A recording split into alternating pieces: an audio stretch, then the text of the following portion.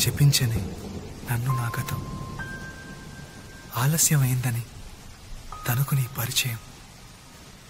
నువ్వేనట ఇకపై నా జీవితం, శాపమైన వరంలా తోచనే ఈ క్షణం.